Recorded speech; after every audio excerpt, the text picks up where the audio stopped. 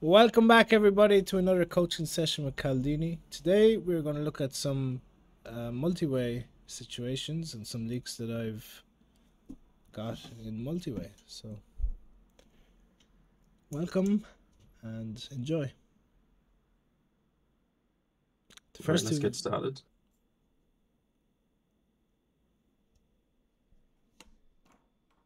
So we'll catch up on our topic from last week, super quick. See what we've missed. We'll go just over the last week, yeah, since Wednesday. Only one. Only Nice. one. Doing pretty good. Let's fucking go. Gonna add an extra day in there just to make it a bit harder. There's another couple. Since last Tuesday.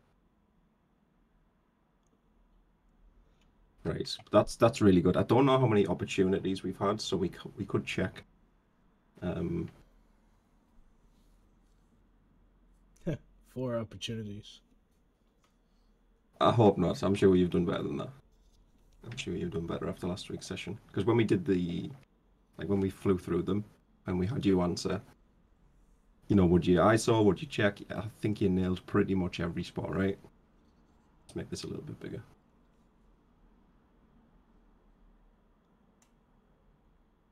Right. What about this one? Is it pure? We want to I have would ISO pure. Yeah.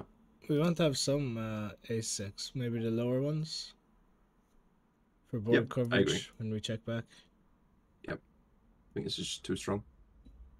Okay. Let's take a look. Yeah, I think some Ace4, Ace5 off. I think Ace8's just a little bit too high up. I think I would just class this as just a value open, especially this deep. 60 bigs. Let's take a look. I might mix a little bit. We can double check. It is mixing. Yeah, looks good. But a lot of ISO with these. It looks like it's A7. Is that cut off 60? Yeah. But yeah, check looks good. What about this one? Pure ISO. I can see it. Yeah. Yeah. Yeah.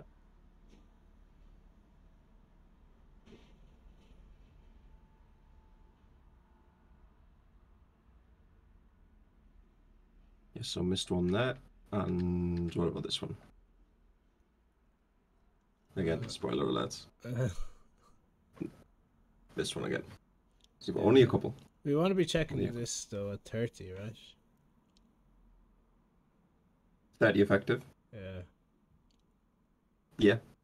100% spot on. So when we get shallower and we start facing the risk of a limp jam from the small blind, we want to just be a little bit more careful with some of these middling hands, because a lot of these hands to ISO fold is going to be a big waste of equity. So mostly what we're doing with the suited portion of the deck is just value hands which want to stack off. But at 60 big blinds, we're not facing limp jams really ever. So if we ISO Jack 8 suited and small blind makes it 10 or 12 or whatever, just 4 bets, 3 bets, all of these suited combos which we ISO are going to be defense. It's a small 3 bet though. See if we can find a little bit of a bigger one. We go to 100 maybe. Yeah, it's still only 3x. But even if it was 4x, I don't expect any of these suited combos to come out against a 3 bet. Whereas at 30 bigs, small blind calls. Yeah, it's just it's just way too risky, isn't it? That you get shoved on and then you have to... Yeah. Yeah, exactly. So it's just a little bit more. I mean, you see the frequency's pretty similar, but it's a little bit more offsuit dense. Oh, that was shallower. And like I said, when we face a jam at 30, we're just stacking off the value portion of the range, the suited combos. Yeah.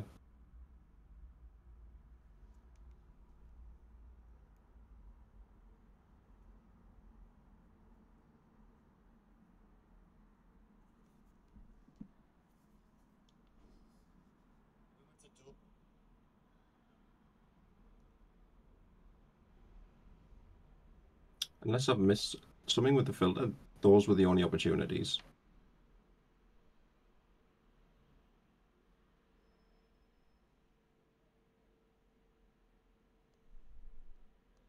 Happy with that.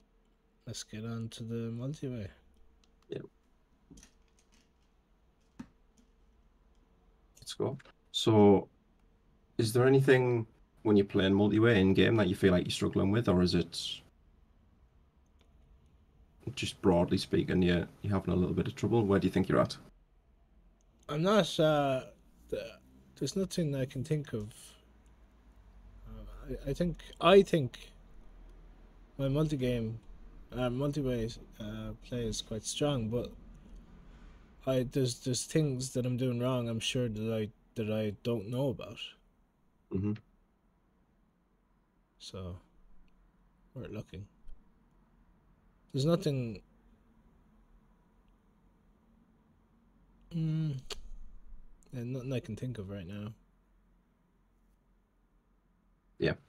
So I think C-bet opposition is going to be a good topic based on the data.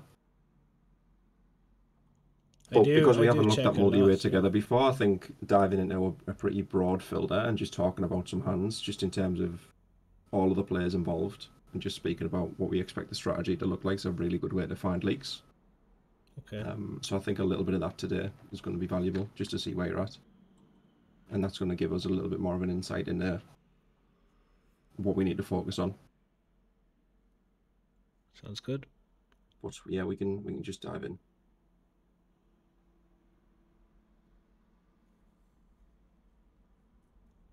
And if it gets a little bit, let me change this actually.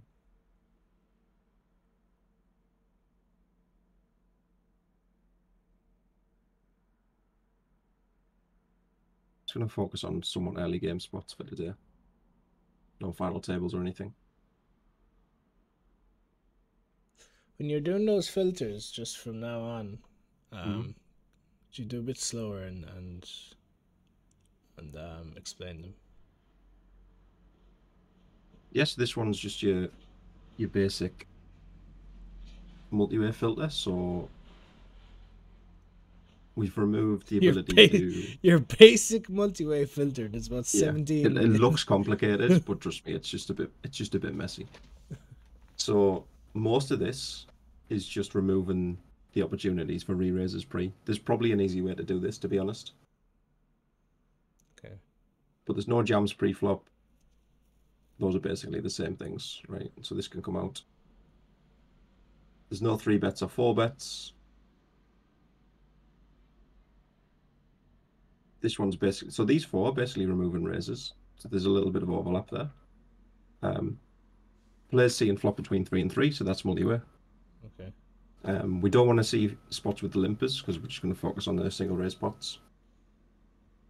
And this VPIP just means we've played the hand, right? So we've seen a flop. And I've reduced the blind level so that the likelihood we run into a hand on the bubble or on the FT is going to be super low. Okay. So it looks like there's a lot going on, but really it's just we've called pre-flop. There are no limpers. It's 3-way. And that's our filter. Very good. And we're not gonna filter by position. Although I'll tell you what we can do instead is we can go into your big blind hands and we can just talk about all the players. Like I said, so we do have the big blind involved. It's nicer to be a little bit focused with the positions, I think.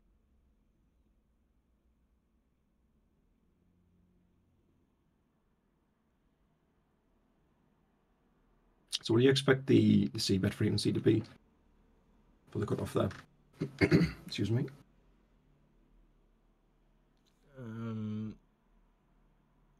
Maybe something like 30%. Betting large at the stack depth. I think we want to bet large because at this stack depth, if you run into a straight, it's whatever.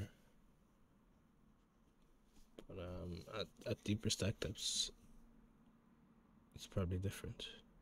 Mm-hmm. Is my defend okay? Pre. Yeah, your defense fine. Against the min raise, against these two wide positions. But we can talk a little bit about the pre-flop adjustments multi-way. Yeah. It's As well probably when a we get lot into of some leading sims. for the big blind here. This hand is probably just doesn't have enough. I mean, it's got a backdoor straight draw, that's it. But Yeah, yeah, I agree. So a little bit of leading might come in. yeah, but Moonlight. Yeah, I feel like you're gonna say it's a pure C bet now, or pure check. It's a pure C bet. I think this might be a range check. Or pure check, yeah. I think so. So I think this is where we might be over C betting. So when we think about which boards, well, let's take a step back. What's the aggregate cutoff C bet frequency? Do you know what it is? No. When it's heads up against the button. So it's not multi-way, it's just cut off first button. Any ideas what it is? No, like 50%. From what I've seen, it's around 25. Okay. It's around 25. So it's quite low. It's quite low in terms of So your my aggregate 30. cut off first button C bet. A lot of checking. I know And that. one as well. adjustment to make in multi-way, Connor, is that if you're completely lost with the C betting strategy and you feel like you're just guessing, the heads up strategy usually doesn't look a million miles away from what the multi-way C betting strategy looks like. So if you have no idea what the multi-way C betting strategy looks like in a position like this where you're the cutoff, or your hijack burst cutoff, or your hijack burst button, you can relate that to a heads up strategy against the same flattened position. It's going to be better than just clicking buttons. So that's the first thing I would say in terms of heuristic multi-way that I've seen. There tends to be, it's not always perfect, but there tends to be some similarities with both strategies. The second thing is on these kind of boards, we're still going to be maintaining that hijack frequency because there's just way too much air in the cutoff range. If you think about what a button flatten range should look like in this position as well, it's very uncapped. It should have a lot of aces and kings in there because there's not much three betting in chips. So you have a cutoff range with a lot of air. You have a button range which is flattened a little bit tighter than usual because he's quite shallow. It's quite uncapped because he's shallow. And it's a low board. So when we think about those aggregate C-betting strategies, heads up, which boards do we check the most on? Cutoff. It's going to be these low boards. Yeah. It's quite an interesting board actually because this 6 does interact with our opening range because we have suited 6s in the cutoff. So check and range might be a little bit too much. I also like the idea you mentioned about using more of a middle and a big size. Value protection, very strong but tight range. So I wouldn't rule out C-bets on this board, but I think, yeah, 50% as an example just sounds way too high at the minute for a frequency. Especially this shallow. We'll take a look. I think you said, did you say 30, 25, 30-ish? Yeah. Doesn't sound too bad. You said big blind might have leads. You've nailed that one. Big blind has some leads there. Around 20% of the time, small sizing. 10-7 not getting in the mix. Yeah, I did say that. Our hand probably not good enough. And when we look at some of these, I'll tell you what, we won't get too deep in the weeds for this one. A lot of C betting, to be honest. I thought it would be a little bit less, but it's, you see, even on a board like this, where we do have a lot of this 6x and all these over pairs, still checking 60%. The sizing's kind of mixed. I'd probably just use like a B40% for this spot. So a lot of checking. This is going to be one of the boards where we're C betting more than others, to be honest. This is going to be, just in terms of low boards in general, this is probably going to be one of the higher ones. Super important in these spots that you make sure you're not over investing out of position. Yeah, and what I mentioned about the stack depth as well is important. If you go to 100 there, I'm sure it's way different, right? Yeah, let's check. Let's check 100. We'll go 6-4 deuce.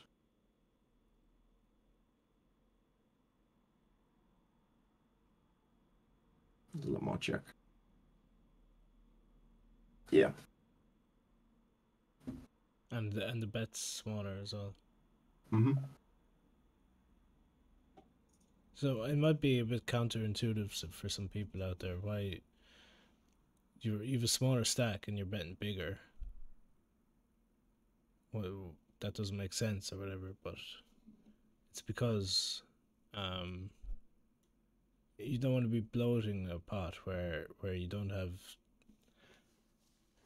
a very high nut ratio. But when you're shorter, an overpair basically is the nuts for getting it in. Yep, exactly.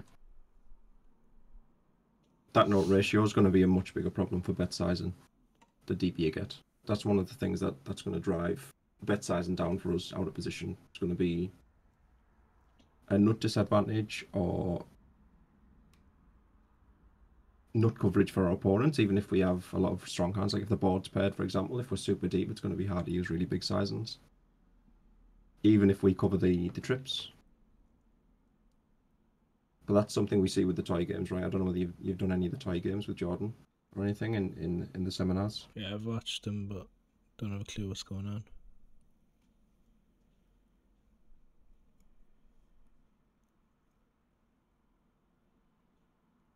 Looks fine to me.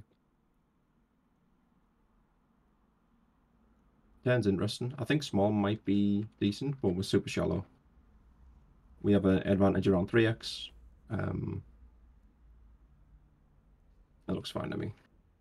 Yeah, I mean, in general, on most boards, when it's checked around the flop, I would just check again because the cutoff player is uncapped. But on a board like this, that just smashes us.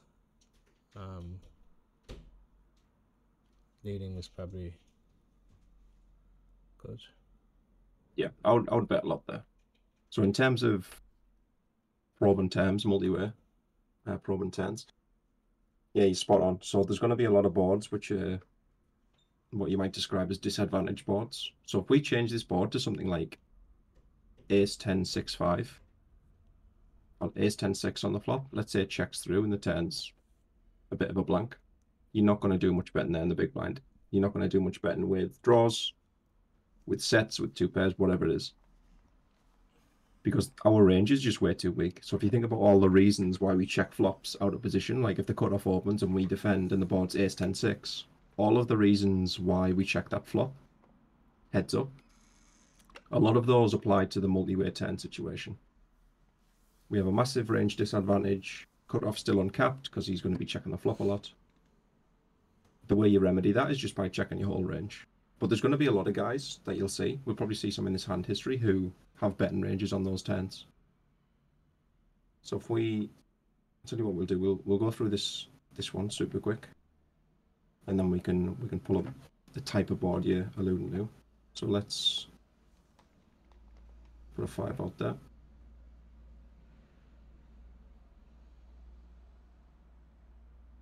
Yeah, this looks good. I think there's going to be a lot of betting.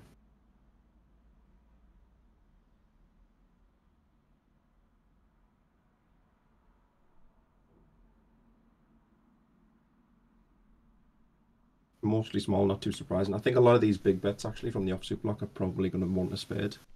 Whenever you split the range like this, quite often the more polarized portion of the betting range is going to be more equity driven or more blocker driven, because you're just investing more, so you want to be more selective with the hands you invest the most money with, right? If we look at like 10-7, we'll see if that works. See 10-7, betting big with the spades. 10-8's very similar, Jack-8, Queen-8's very similar. But you see the range is just doing a lot of betting. This board just smashes our range. So yeah, good stuff. Solver wants us to bet small, but it's not too bad. And on the river, I would jam. So we just have a ton of value now. And he is... We don't want to bluff with spades. Yeah, this is about as far down in the range as you get, so this is just slam dunk jam for me. I don't think betting small is stupid again either, because we do have a lot of 6x, a lot of 5x that we might want to bet small with on the river. So Wouldn't hate it. Yeah, let's look at one of those boards. So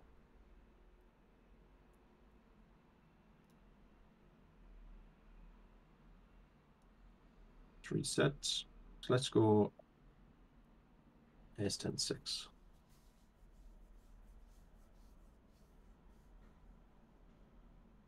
Ace 9 6, whatever.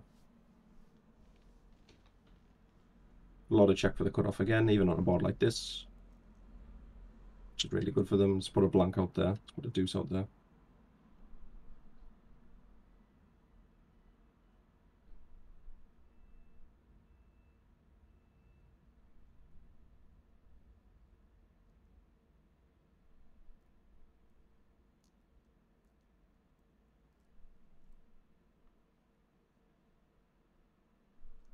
Good. So that's our turn strategy, which is pretty much what you described, right? Yeah. Then we're just checking range. So that means deuces is checking. That means sixes is checking. It means ace deuce is checking. It means ace nine's checking. It means 9 6 suited is checking. And that What you are going to see. That 3% bet is just because the solve isn't run down properly, right? All the way, right? Yeah, it's just noise. Just a bit of noise in the sim. But even if it wasn't noise, trying to implement that's going to be pretty fucking impressive, to be honest. If you can do that, Randomizer. good luck. Yeah. For me, I'm going to click the fucking check button. But if you want to do the 3% bet, go for it. Yeah, you're going to see a lot of players have a betting range in this spot. Not just weak players. You're going to see a lot of regs have a betting range in this spot. Yeah. Because they have the 7-8, they have their 9-6, they have their deuces, and they want to get some value or they want to bluff. But the bottom line is this range disadvantage and all the reasons we check the flop, it still applies now. So there's no good argument for betting this spot that doesn't also apply to the flop. Because all of the reasons you can think of to bet the turn, you could apply them to the flop, but people don't bet the flops the same way that they bet the turns. It's just a misunderstanding of how the spot works. And whenever I see anyone betting in this spot, I like if you've watched my stream a lot, you'll have heard me say that it's like way overweight value, and just be very careful. Yeah. Another thing you can do as well. So this is a spot I also like to mark players on. Connor, is if someone has a betting range on this flop, on this turn, their range is already super weak, right? Which is why they're checking. Now it's uncapped, but it's still it's weak. It just has Jack 3 suited in it. You know, it has a lot of these weak gut shots. It has King 6 off suited in it, King 7 off, King 8 off. From the big This lines. tiny portion of the range wants to invest. If your range is already weak, and you start betting the strength in it, because mostly what you want to do if you're going to bet the turn in the spot as the big blind, you don't want to just bet all the trash. You want to build the betting strategy around value hands, right? That's how you want to. Yeah. That's how you want to bet in no limit hold'em. If their range is already weak, but they usually start betting strength, when they do check, they're just completely fucked. There's just nothing in the range that's gonna be able to defend. And if you think about the line that we've seen, like imagine where the cutoff, Connor. So we're playing as the cutoff in this situation. The button's check back on the flop with a capped range. So multi-way, what you don't want to do is check back the nuts in position. So his pocket sixes is going to bet. His pocket nines is going to bet. I also think most players would play that way, right? Would you agree? I agree. The ace 9 wants to bet, the ace 6 wants to bet. So whenever you've got the nuts in position multi-way, you want to bet. So the button's capped. He can have 2 combos of ace 2 suited. He can have a couple of combos of deuces. But for the most part, the button's capped. The big blind's already got a weak range. If you remove some strength out of that, they're both just fucked. As the cutoff, you get a steamroll them both. It's already hard enough to defend. You start pulling out some 9-6 from this range or some deuces, the big blind's in big trouble. Now the button can still have ace-x, and still have, like we say, a couple of hands which improve, but it just gets so much more difficult to defend when you're investing with all your strong hands on the turn there. So just keep that in mind as the pre-flop aggressor with the uncapped range. If you see someone betting these kind of spots, that's the green line for me to start hammering them when they check. I would check a lot on a 7 too. So if this is a 7 instead, I would be checking. I think the fact that the board's ace high is the problem, but the 7's probably a little bit easier to bet on. But now a 7 reintroduces some strong hands for the button too if he has jack 8 suited. Cutoff also still has the jack 8s. Sorry, the 10-8 suited, not jack 8 suited. So on a 7, both players can have straights and 2 pairs. So it's making it a little bit easier, but again, I would just simplify the range check. Yeah. I think you're going to need just the nut 10 for a big blind to have a betting range here, like a 6 maybe. But even again, a 6 smashes the cutoff's range because he's opening suited 6s.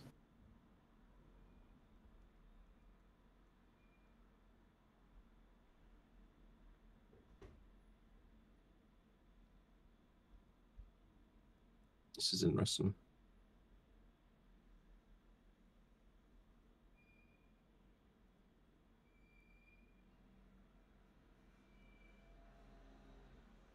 Fuck me. I remember the sound. I would do a lot of folding. I would do a lot of folding now. Is he raising? This sizing's kind of nonsense. Yeah, is he raising a queen on the flop is my question.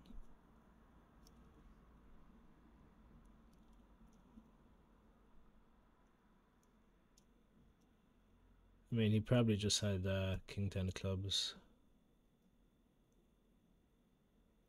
Yeah, not a bad hand. So what are your thoughts on the flop? So button bet small blind raises. What are your thoughts?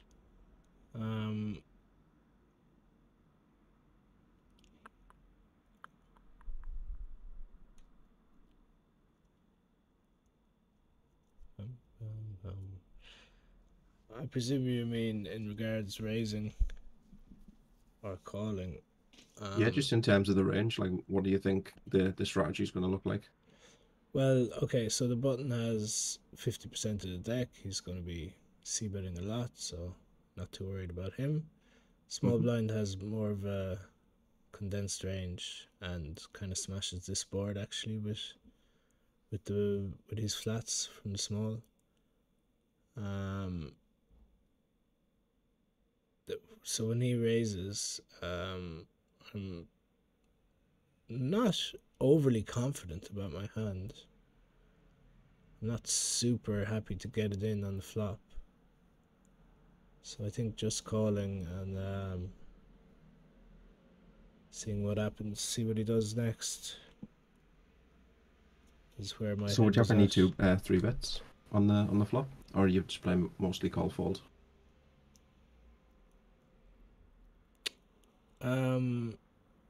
I might have 3 bets with better jack X and some king 10 maybe. Probably not even. Yeah, probably just call fold. I mean, what we have no nutted hands here. We've got queen jack off, which doesn't really want to raise either. Maybe raise a little bit of jack 10 and king 10. King jack. That kind of stuff. But then we block his bluffs with those. I don't know. Yeah, spot stuff. I'm not 100% sure what we're going to see. So I think there are a couple of directions we could go in. So first one is that we don't play calls. I think that's an option. Because the continuing range against this action is probably going to be super fucking strong. Like Queen X might start coming out. So if Queen X is starting to come out on the flop already because of the action, our continuing range is going to be strong draws, trips, and strong top pairs, which is just very fucking strong. So it might be the case that the way we VPIP is we just click with the entire range and play a super strong range. I think that seems a little bit unlikely. I think hands like King 10, like you mentioned, probably want to VPIP, 10-9 might want a VPIP. Mostly as a call, from what I've seen when you're looking at open-enders multi-way. But we've also got this button who's uncapped behind left to act. The small blind's obviously got a very strong range, so that's making me think, okay, we do want to play a lot of calls because we've got these two really problematic ranges still left to act. Sorry, one problematic range left to act, and then we've got the uncapped small blind to worry about, and we're also in position against him. So, yeah, I'm super interested to see how the solver wants to VPIP. There is a little bit of lead on the flop for the small blind, but it's pretty modest. One thing I would say is if you... What size would you see on this board, Connor? For the button? Yeah. 25%? Yeah, 25 is going to be sound. Most sims you see, you're going to use 25. But if you allow the sim to bet one big blind, it usually does on a board like this. Multi-way? Yeah. Yeah. So the top of our range doesn't need any protection. The nut ratio for the small blind and the big blind is... It's a little bit of a concern, right? Small blind has a bunch of Jack X, or at least you can have some Jack X. Big blind can have Jack X. So whenever you're multi-way especially, when you're up against two players where the nut ratio's a little bit of a threat. So if you look at paired boards where both players have coverage, or you look at a monotone board, those types of boards where your opponents have flushes, trips, straights, whatever it might be, I'm using a lot of really small sizes. Like one big blind, 15%, 20%. And then you just start to polarize and invest a little bit more with the sizes you're used to on the turn and river. Yeah. But 25 is fine. Like there's nothing wrong with using B25. Just a small detail I'm implementing. So not much raise for the small blinds, but we'll force a raise in there.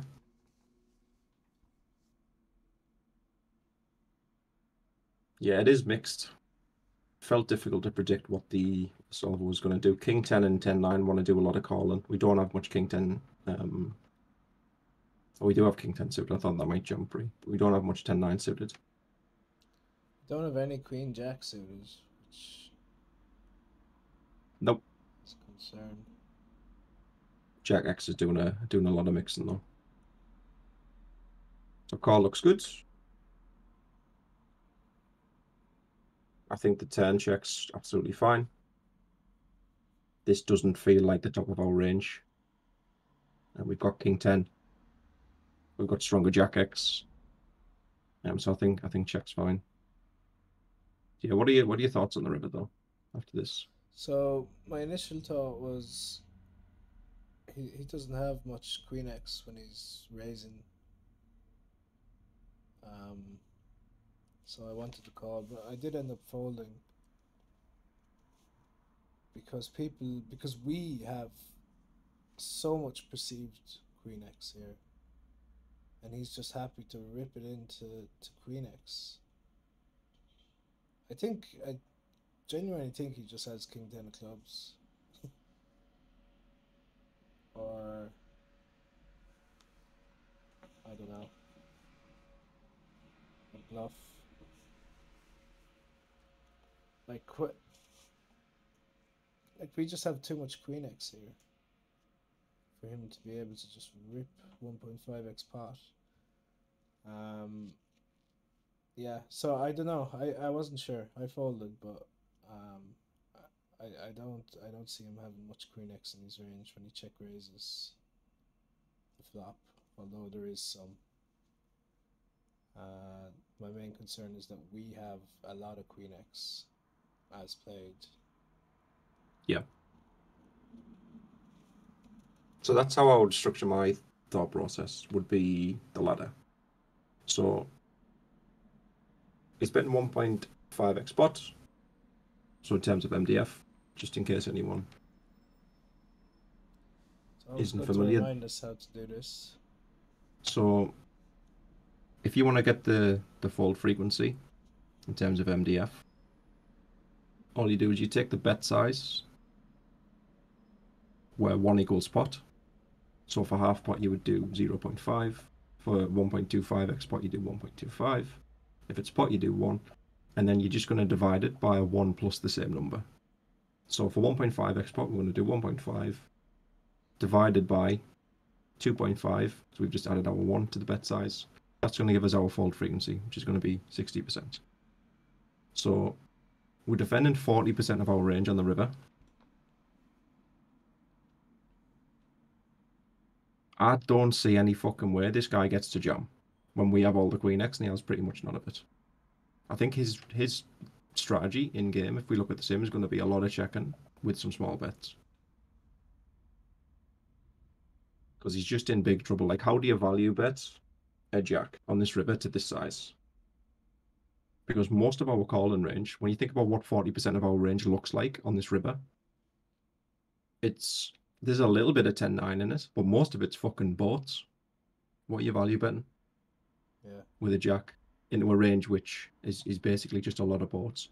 And keep in mind, we don't just defend all the boats, we defend 40% of our range that beats bluffs. So we can afford to fold jack X, I think, on this river. There is 2 straight flushes here that he can have. Mm-hmm. And I can't stress enough how much I think he has one of them. He didn't show now. He just sends it. Yeah. Yeah, let's take a look. I think this sizing's fucking nonsense. I think our range in position here is just way too strong. I think the defending range, when you think about what 40% of the range looks like on this river for the small blind, is going to be... Sorry, for the big blind. It's just going to be boats. So again, you can't value bet that big against a range that's that uncapped. I mean, look at our range on the 10 already. It's king 10. There's jack 7, by the way. It is doing a lot of check. It's mixing, betting small sometimes, checking. So this queen looks great for us.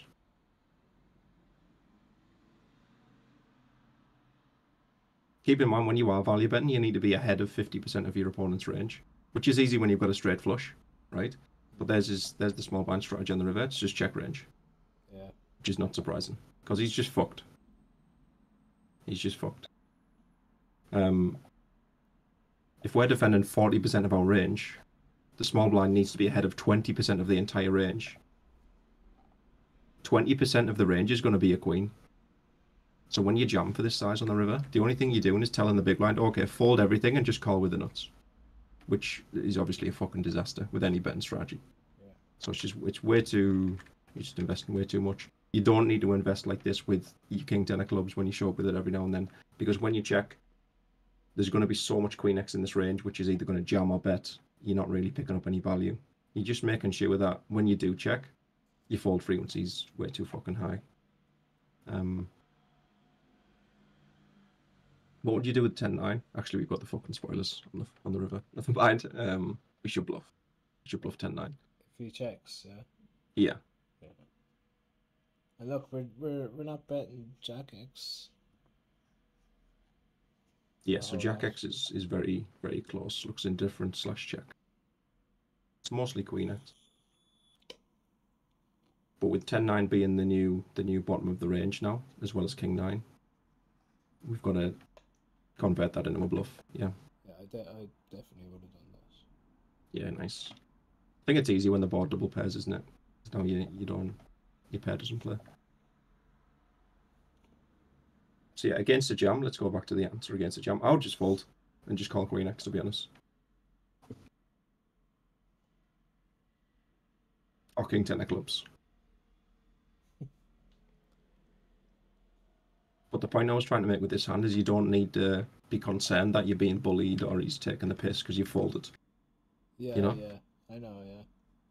You can fold all your jack X because your range is fucking boats. And it's a big size. That's the point I'm trying to make. So that's the way I'm approaching it in terms of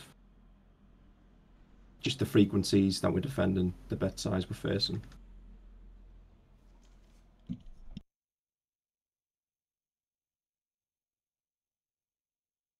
Easy game, or just jam. Not going to look at that one.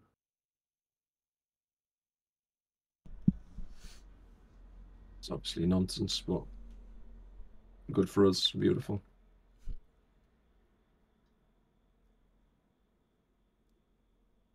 Think about this one.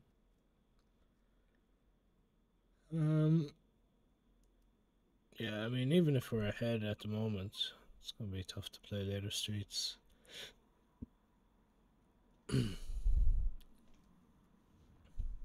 Yeah, I think it's fine. I think overcall and closing the actions might not be terrible, but it's not like it's worth much. So if we were deeper in the spot, so let's say we're all 30-40 effective, just going back to the the ace-9-6 board we talked about. Yeah. How do you think this scenario changes? Like, would you have a betting range here with this position if it was a board like this? Would you have a betting range on ace-9-6? How do you think it's going to work? Of course, yeah, because it's the original opener is closing the action. Yeah, perfect. On the flop, so he's capped now, as opposed to checking to the button where he's uncapped. So that sounds obvious to you, but I've coached students in the past where we teach them that concept about checking turns to a high frequency on those boards that are disadvantaged for us. And then we get a spot like this, and then they're checking range again on those scary boards. But we're not just blindly checking our big blind against in-position players on scary boards with range on the turn. Like, it matters the positions. So the fact that this guy's in position against two players and has checked the flop with a mostly capped range is going to allow Ben for the big blind in this spot. So the in-position player is mostly capped. The small blind can be uncapped, but we're in position. So it's just going to be much easier to implement a betting range there. So yeah, perfect. Just wanted to double check. How dare you? Too good for me. So this is going to be another example of a spot where I'm going to check. I think it's going to be a range check, to be honest. I think your check with Jack 4 is perfect. We do have a lot of straights, but the problem is when the nut is a Broadway straight, like an ace, a king, a queen, a jack, the advantage is going to belong to the in-position players in a way that I think it's just going to be a big problem there. Be doing too much betting there. Same again on the river. We have some flushes, so we might have some polarized betting ranges, but we don't have ace king. The king X is mostly going to belong to these guys, so mostly what I'm going to do is check. Fine to me.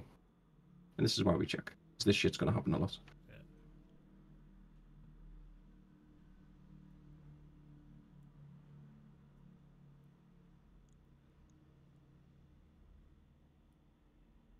Yeah, it's prob's fine. Yeah, if that wasn't an ace 8-8, if that was something else, I might attack once it's checked around to him twice.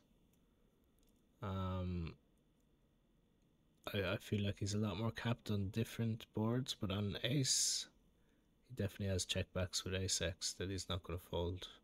Because this is a good like spot to double check, right? Like check twice and then raise versus the in position player. Yeah, I agree. So this would be a spot where you could even do it on this board, you know. If we had like 6-7 of hearts, I'd probably check raise. Yeah, sounds good to me. Not even hearts, just 6-7. One thing I would say, just going back to what we spoke about earlier, Connor, if you check for a second time on this turn, this guy checks and the cutoff bets. When he bets, by the way, he should probably bet small because his range is capped. He shouldn't be checking much 8x on the flop. So a lot of the 9-8s, king 8s, jack 8s, whatever he's v-pipping with an 8 should do a lot of betting on the flop. So when he bets the turn, to be honest, he has the most capped range because we can check 8x on the turn. This guy can check strong hands again because, again, he's out of position, even though most of them should probably bet. This guy's the most capped player in the pot for me, so he should just bet small. So I'm not a huge fan of this size. When you are going for a check raise in these spots, especially if it's going to be super polarized, because I would imagine it's for value mostly trips. When you're bluffing, you want to use those hands you've mentioned. High equity hands, straight draws, combo draws, 7-6 with a heart. Make sure you're using, when you're investing a lot of money with a polarized bluffing range, just make sure it's high equity when you're out of position. Yeah. In position, it doesn't work the same, but out of position, I would be looking for those flush draws for the most part. I mean, Yeah, that looks good. I've done it with air, because I think some people are way more capped than others in those spots.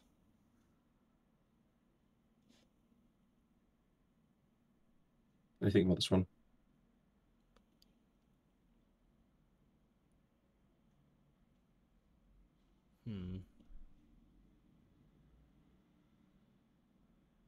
This is a bit out of line. Pretty good combo. We got some backdoors. Value wise, yeah, it's probably not the best board. We don't have 9-4 offsuit. We don't have 9-3 offsuit. Yeah, it's a bit out of line, and I got punished. Yeah. So what would be your value range in this spot? But that's what I mean. It's we don't have much. I guess pocket 3s and 4s. Yeah. Some good 9x. King 9 Yes, of like hearts. Ace 9, King 9. And that's about it. We do not have any overpairs. Nope, we're going to squeeze 10s, aren't we? So maybe some 9-4, 9-3 suited, a couple of combos. Yeah. So the value range is super fucking thin, and it's very strong. So what sizing should we use on the flop? Bearing in mind we need protection with our top pairs. Right, yeah. That's another point. So I would never use this size as a raise here. I'd use at least 8. We're not that deep, so I think, you know, getting towards 10 might be a bit dicey, but this small sizing, this implies to me that you're using pocket 5s and, you know, Jack 9 of spades a bunch, which I don't think we should be. So if our value range is polarized and wants to use a big size when we raise, we need to match that with the bluffs. Because that's all the bluffs are there for, right? It's just to offset the value bets.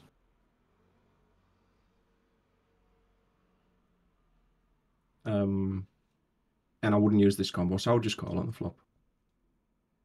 The fold frequency might be a little bit elevated, so when we look at multi-way pots, compared to heads up, the small blind is going to help us defend on the flop. So a lot of those fringe defends you see heads up are probably going to come out, but I think this might be a little bit too strong. We've got 3 to a straight, 3 to a flush, 2 overcards to the 9. It's a small size, and I would continue, but I would just be more selective with the bluffs. You know, I would use Ace-6 with the Ace of clubs or something like that. Because we're just not bluffing much. So when I'm bluffing, again, if we're not bluffing that much, I'm just going to use the best combos I can find. I don't think it's terrible, by the way. Like, it's hard for this to be too bad. But yeah, I would just use a... I would use a bigger size, and I would probably use some different combos. So 9-4-3...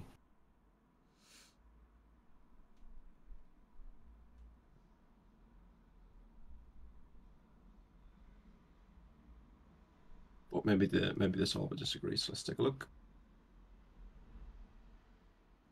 It's kind of split, to be honest. So it's got a little bit of this 3x, which would be what, 7, and then it's got a little bit of this 5x. So yeah, 3x, 5x. Maybe just making it 4 is good. Making it like 9. It's going to be the answer. In terms of combo selection, looks like we've got some King 10. King Jack looks like it's a little bit too high up in terms of the call and EV, but it is using some of these broadways, so it's not stupid to use these. Like it's using King 10, and it's not using King Jack. It's almost the same hand. Like we can forgive that you're not using King 10 only. Like it's fine. We've got some Ace-6 in there, which has been used a lot. I'd use this. But we're not raising much. And when we do raise, we want to lean towards a slightly bigger size. But that's the footnotes for me. Yeah. You can see our King 9's even mixing against this position. Great turn for us. Probably going to bet a lot. This looks really good. And then river, I think we just want to check. And then probably sometimes bluff catch. The river saved me. It's just some pocket queens or something, yeah? No, but it saved me the rest of my stack. No, it saved you getting assy. So you were sending that on the river? Yeah. Yeah, you saved some money. He should have bet. On the river? Yeah. I would check. In his spot, yeah? I think so. So I think the problem. What would you do on the river with this hand after you've checked? God. You'd pure call. I'm not saying you should or you shouldn't. By the way, I'm just curious. Yeah, I think so. Yeah. All right. So it might be a little bit better. But what I'm thinking is if this hand's kind of close when we face a jam, it's super hard to value bet aces. If one pair of hands are indifferent against bets, it's very hard to value bet aces, right? We can take a look though. We raise calls. There might be some two betting, to be honest, from his hand on the turn. Like, it's just kind of value protection 101, isn't it? He has the good shot, the flush draw.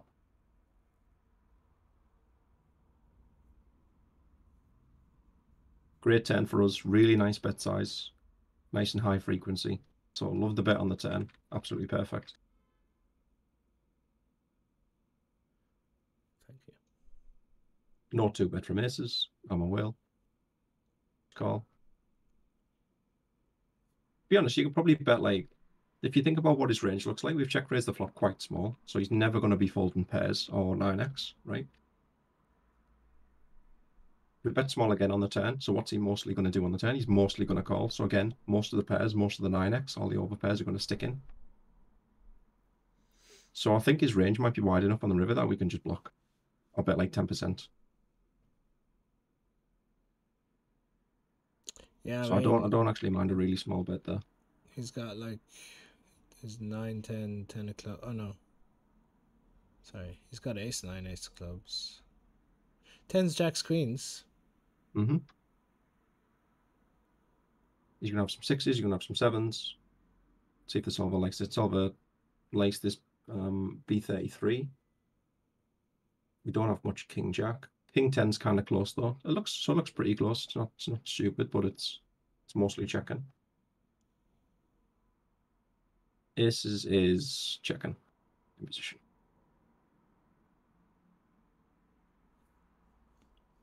Got 101 big blinds there for the check. And I think it's just because when you do bet and you look at the defending range,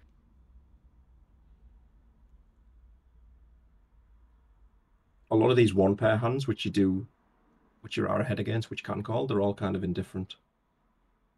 So I think the range that calls when you do jam with aces is too narrow and you can't value bet. Like, you don't have 50% equity against the calling range. And with checking being worth so much, it's mostly checking. But if you have the non-club variations, I assume you're getting calls by the ace of clubs. So you're getting bluff catches from those hands. If we look at ace 9. Ace 9 with the ace of clubs is calling. So you want to make that available when you value betting your aces. But even so, it's pretty close.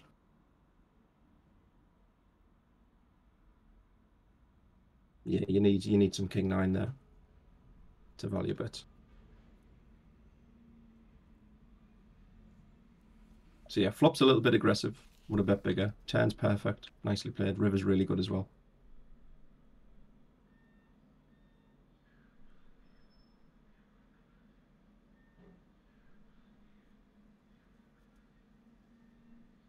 I remember this. What the fuck's going on? I mean,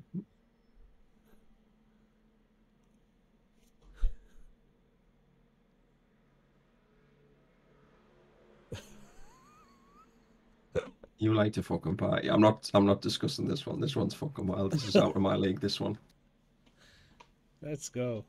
Amazing. I was hoping he'd just roll over like king 9 suited there, personally, but you know. We'll skip this fucking weird one.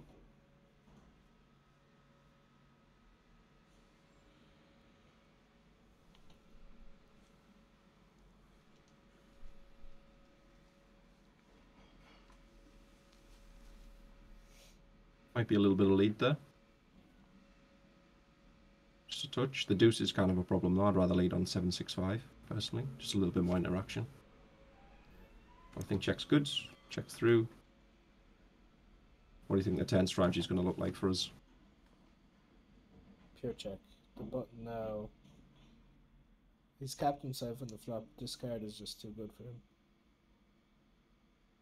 It's not. It's. I'd say there will be some betting because the ace of diamonds, in particular, uh, won't hit the button. It's not nuttage edge because if he's checking back any flush draws, it's going to be the nut flush draw or not to. Yeah, so you can have a couple of flushes, but mostly capped. This scenario is going to work a little bit similarly to the ace high boards we looked at, where the ace is already on the flop. When the turn's an ace or a king, it's going to be the same problem, where it's just a little bit too good for the imposition players. Now, having said that, it is 3 flush, so we do really well with the suited portion of our defending range, right? We have a lot of flushes, so there is a little bit of betting. We also have 4-3, which our opponents don't have. But mostly what we want to do on the ace, even on a flushing card where we have access to the nuts, we're just going to go for a check. Yeah, especially with a medium strength hand like this. This looks good to me. Yeah, that looks good. I wouldn't go too big. Yeah, I think any bigger than this is a mistake. It's not as big as I think would that's have fine. gone. We'll double check, but that looks fine to me. Jesus. Yeah, what do you do?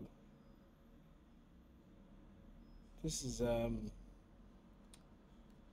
it's not very common, is it?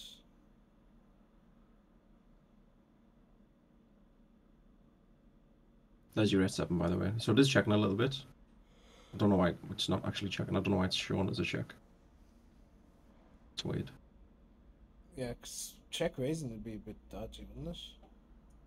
Yeah, I think it's just a visual bug. Checking and bluff catching is also pretty good, depending on the size. But yeah, mostly bets. You can overbet, so I would have been a little bit concerned using this sizing.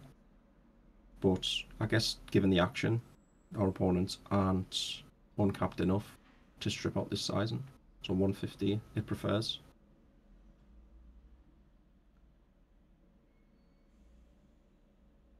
Skip that one.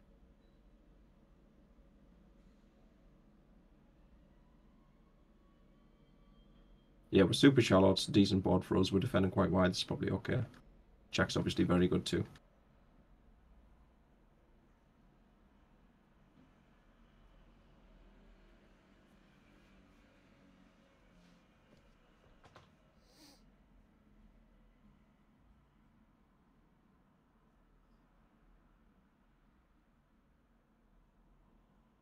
What do you think about this one? Yeah, similar to. I still don't think there's going to be enough betting. There's going to be much betting, but it does interact with us better than the opener, who's still uncapped, right? He's a bit less uncapped. He's a bit more capped actually from EP, because he's going to have more C bets, and buttons capped. So I'd say there might be like a 25% betting, but I think it's still a lot of check. This one's interesting. I would bet. I would bet small. So even if we're only betting 25%, this hand's pretty fucking efficient. Like if you think about the air in both players' ranges, it's probably going to lean towards diamonds and spades rather than the other two suits. So I think having clubs is pretty good. We have an open ender, so we have good equity, which is always going to benefit us when we're betting out of position. And we just have really good interaction with the board. We're defending offsuit 9s pre-flop. If we look at the pre-flop range, so what's this? Under the gun, button big blinds. We'll try 20 and 40.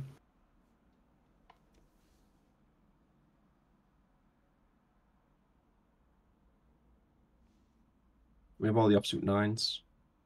We'll check it through. So I think I think betting's going to be pretty good.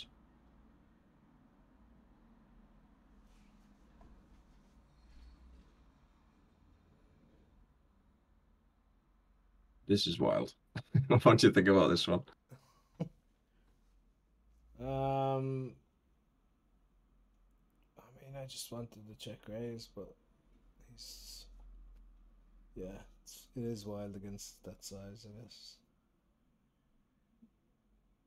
So this is our turn strategy. Lots Again. of betting. Yeah, similar to the last one, we have these very integrated low to medium boards without broadways on them. A lot of betting. So there's our 10-7. It is checking 10-7 of clubs for some reason. Knew it.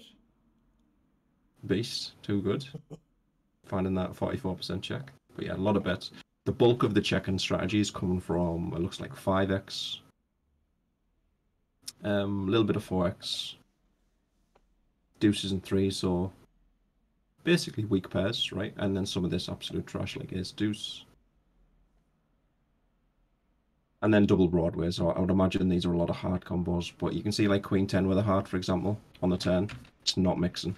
Yeah. Really important that we find these high frequency turn probes. Because keep in mind, this is against the solver, where this early position range is going to have some portion of the range is going to be uncapped, right? It's going to have some overpairs still.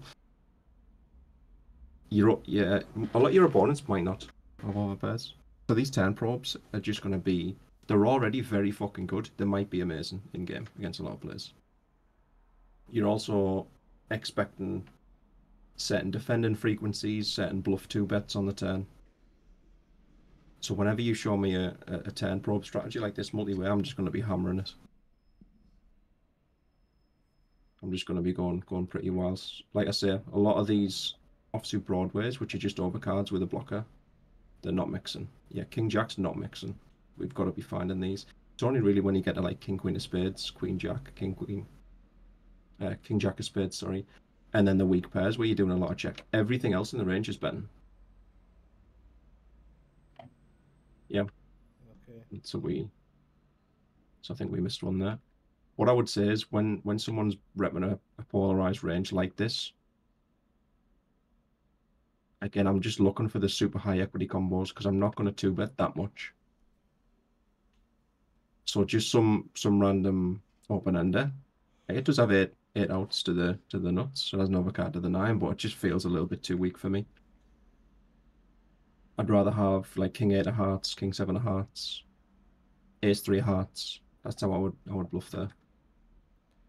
I think you're just going to run into queens a lot.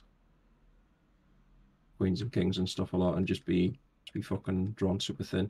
10 on the river, baby. Easy game. Spike on 1 outer. Clearly you know something I don't today, so maybe I need to just fucking let you I'll take care of coach it. you next week. Yeah. All right, we'll leave it at that. So, thanks everybody. There's our 10 strategy, which we can finish up on. Yeah, a little bit crazy. Yeah. You gotta be a little bit crazy sometimes, man. But no, yeah, you're right. That was just a bit wild. I mean, it's using Jack 7 of clubs, so fuck knows.